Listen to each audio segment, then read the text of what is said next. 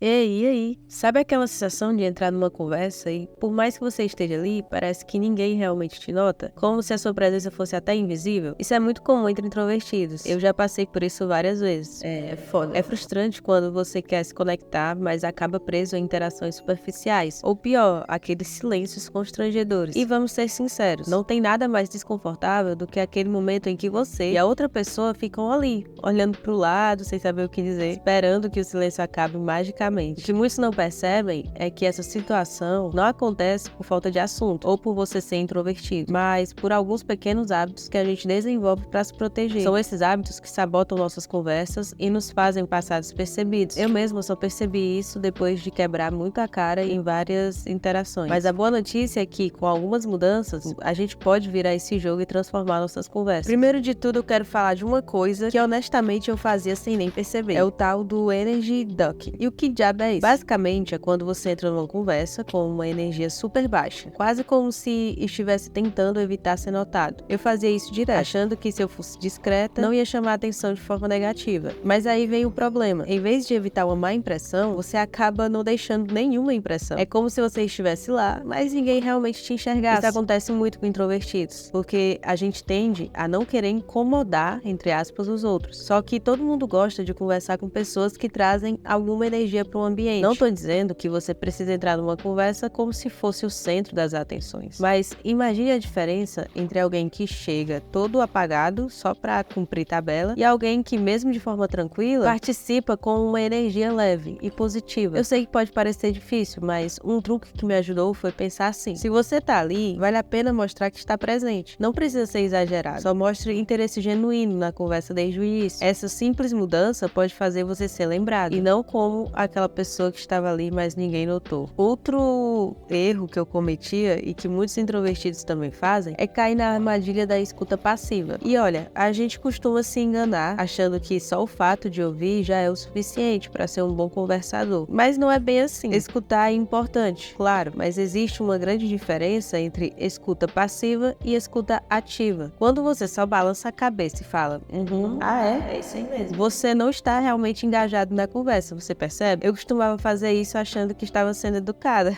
mas no fundo eu parecia mais um robô do que alguém realmente interessado. A escuta ativa já é outra história. É quando você realmente se envolve no que a outra pessoa está dizendo. Sabe aquele momento em que alguém conta algo e você só absorve, mas também retribui com uma pergunta ou uma observação que enriquece o assunto? Isso faz toda a diferença. Um exemplo: se alguém fala que acabou de voltar de viagem do Japão, em vez de você dizer só legal, você pode perguntar como foi a experiência, o que eles mais gostaram. Isso muda tudo, porque mostra que você está sendo genuinamente interessado. O que eu percebi é que, quando comecei a praticar a escuta ativa, as conversas fluíam muito mais naturalmente. E vou te dizer, isso não significa que você precisa falar muito e o tempo todo. O segredo é apenas engajar, fazer a outra pessoa sentir que o que ela está dizendo realmente importa. Pode acreditar, isso cria uma conexão muito mais forte. E você acaba sendo lembrado como alguém com quem vale a pena conversar. Tá, agora um erro clássico, que eu confesso que também cometi muito, são as respostas monossilábicas. Sabe quando alguém te pergunta algo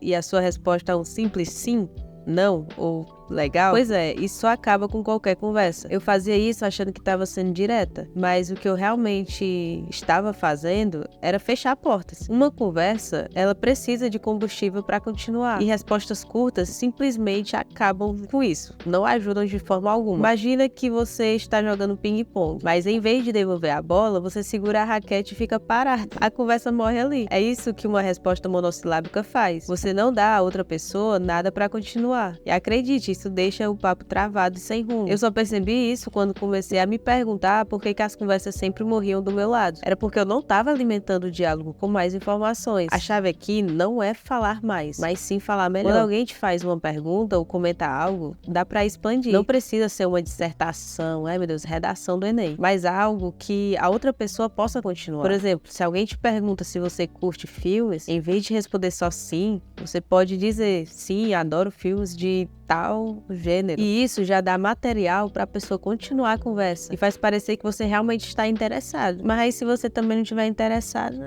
é com você. E quando eu comecei a fazer isso, percebi uma mudança imediata. As conversas começaram a fluir de um jeito mais natural. É aquele clima travado de o que é que eu falo agora. Se tem uma coisa que eu aprendi é que uma resposta bem pensada pode ser o diferencial entre uma conversa chata e uma que realmente conecta as pessoas. E aí tem aquela experiência que todo mundo já passou, que é extremamente desconfortável, em que a conversa simplesmente morre. Você tá lá, sem nada pra dizer, a outra pessoa também, e de repente vocês estão olhando pro lado ou mexendo no celular, torcendo pra que algo, qualquer coisa aconteça. Isso já aconteceu comigo mais vezes do que eu gostaria de admitir. E o pior de tudo é que o silêncio só fica mais constrangedor se você deixar ele assim. A verdade é que o silêncio não precisa ser um inimigo. E ao invés de entrar em pânico, você pode usar essa pausa como uma oportunidade para guiar a conversa. O que eu aprendi é que existem algumas maneiras simples de reanimar o papo sem parecer forçado. Uma técnica que eu uso muito é pivotar para um assunto relacionado. Tipo, se estamos falando sobre trabalho e a coisa esfriou, posso dizer algo como: falando em trabalho, sempre quis aprender sobre um hobby novo. Você tem algum? Isso dá uma nova vida à conversa e geralmente a outra pessoa pega a deixa. Outra técnica que eu gosto é trazer à tona uma experiência compartilhada. Pode ser algo que vocês já conversaram antes ou algo em comum entre vocês, como: isso me lembra daquele evento que a gente foi e tal, não sei o quê. Esse tipo de comentário faz a conversa voltar sem parecer que você está mudando o assunto de forma brusca. E por último, uma das minhas favoritas é fazer uma pergunta curiosa. Sabe aquela pergunta que você sempre teve vontade de fazer, mas nunca teve a chance? Tipo, sempre quis saber como você escolheu essa carreira.